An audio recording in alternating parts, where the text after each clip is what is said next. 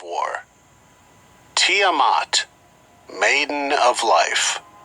Jupiter, Kishar, first of firm lands. Saturn, Anshar, first of the heavens. Gaga, Anshar's messenger, the future Pluto. Uranus, Anu, he of the heavens. Neptune, Ea Nudimmud, artful creator.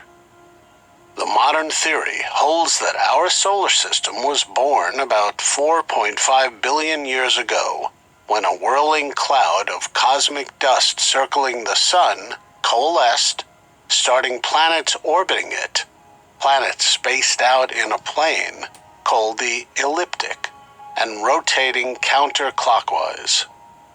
The ancient Mesopotamian epic concurs with these modern findings, but offers a different and probably more accurate sequence of planet formation.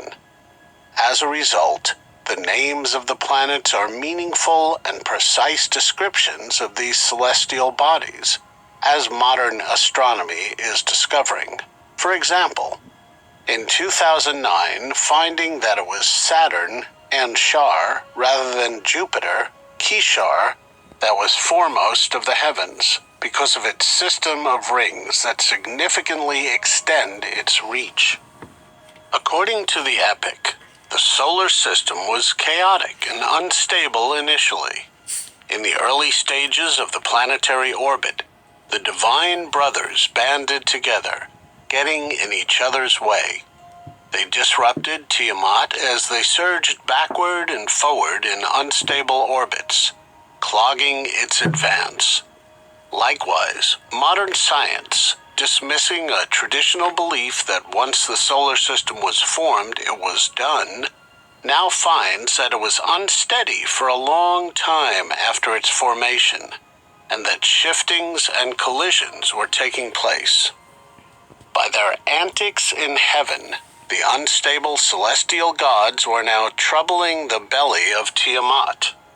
Enuma Elish reports, as a result, she sprouted her own assembly, a group of satellite moons.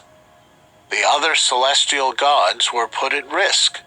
Taking matters into his own hands, the outermost heavenly god, Nudimmud, or Neptune, balances the wobbly solar system by inviting a more significant heavenly god. The newcomer did not form the others. He was a stranger who came from afar, originating deep in the heart of the oceans. It is filled with awesomeness. He had an alluring figure. The gaze of his eyes flashed. He walked with a majestic gait. From the beginning, commanding.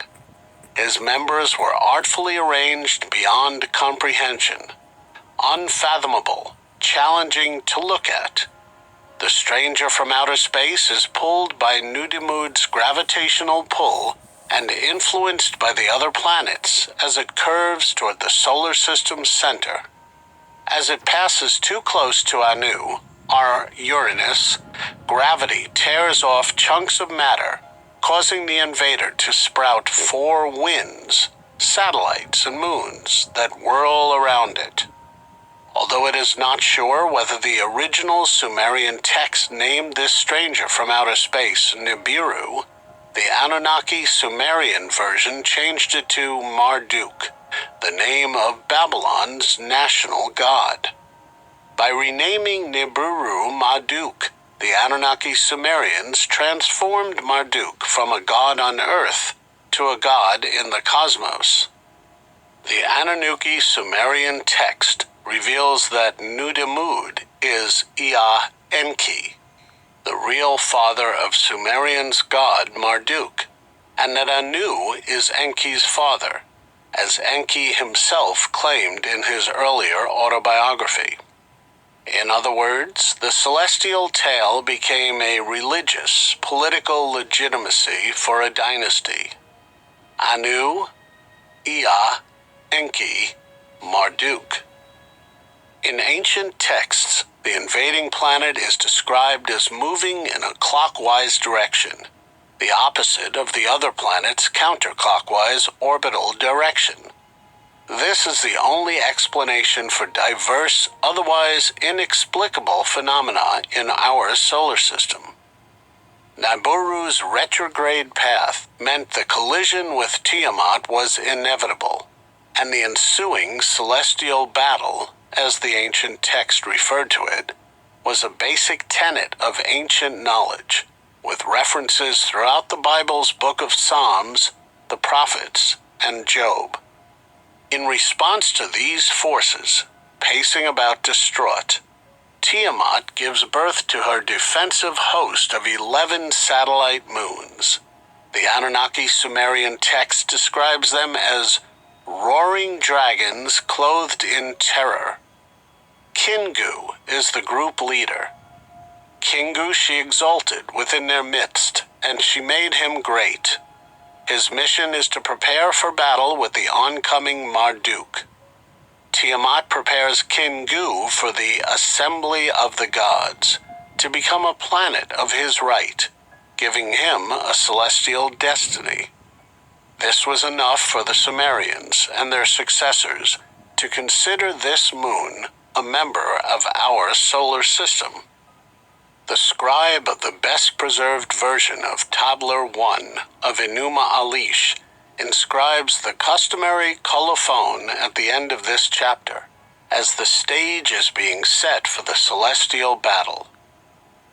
First tablet of Enuma Elish, like the earliest tablet, a copy from Sumeria.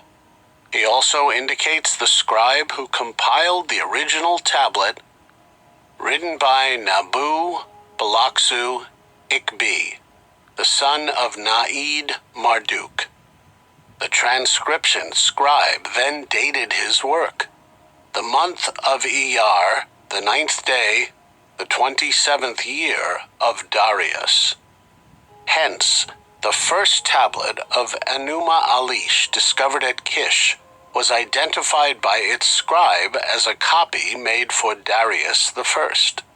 A twist of fate led Rawlinson to crack open the mystery of cuneiform writing with the rock inscription in Behestun.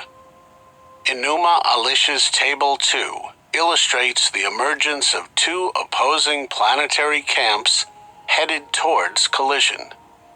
While Tiamat formed her ferociously whirling satellites, Ea Enki appealed to his grandfather, Anshar, to organize the planets and choose Marduk as their leader to combat Tiamat and her hosts. Let him who is powerful be our avenger. Let Marduk, keen in battle, be our hero. Marduk reaches a crucial stage as he approaches Saturn, for Saturn has lips, major rings that extend out of its face.